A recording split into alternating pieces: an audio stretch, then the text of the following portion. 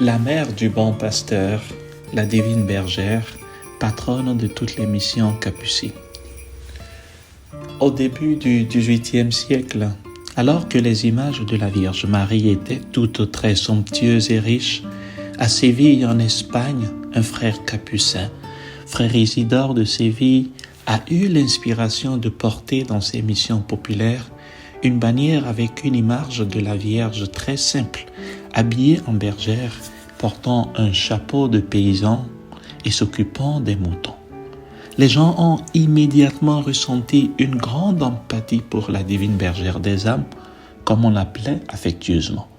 Sa dévotion se répandit rapidement dans toute l'Espagne, surtout avec l'aide de son dévot, le grand prédicateur, le bienheureux capucin Diego de Cadiz. L'Église a donné son approbation pour le culte liturgique. Sa dévotion s'est répandue également dans les zones d'influence de l'Espagne, comme l'Italie du Sud, et surtout dans les missions capucines espagnoles, tant en Amérique qu'en Orient. Au chapitre général de 1932, la bergère divine a été choisie comme patronne de toutes les missions capucines dans le monde. Aujourd'hui, nous préférons l'appeler Mère du bon pasteur, et c'est ainsi qu'elle est invoquée dans nos constitutions au chapitre sur notre vie missionnaire 181.3. Aujourd'hui, sa fête liturgique est le samedi précédant le dimanche du bon pasteur, c'est-à-dire le 3e samedi de Pâques. Dans certains endroits, cependant, en raison d'une ancienne dévotion populaire, d'autres dates sont conservées. Dans la mère du bon pasteur, nous reconnaissons les valeurs capucines sur lesquelles on insiste tant aujourd'hui. En rassemblant les brebis, elle est promotrice de la fraternité. En tant que simple bergère, sans trône ni couronne, mais portant un chapeau de paille et travaillant, elle est un exemple de minorité assumée. Assise sous l'arbre à observer le troupeau, elle est un modèle de contemplation en action.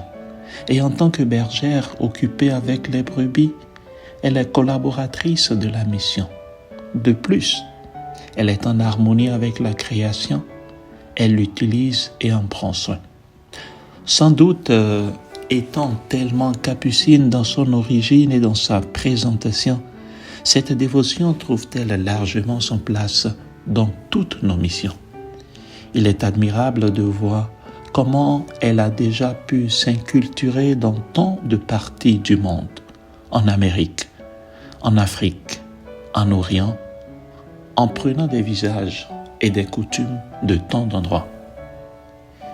Il serait très important que dans toutes nos maisons, nous ayons son image, surtout dans tous nos apostolats et missions, et ainsi, nous confions cette grande tâche à l'intercession de la bienheureuse Vierge Marie, Mère du bon pasteur, comme le demandent nos constitutions.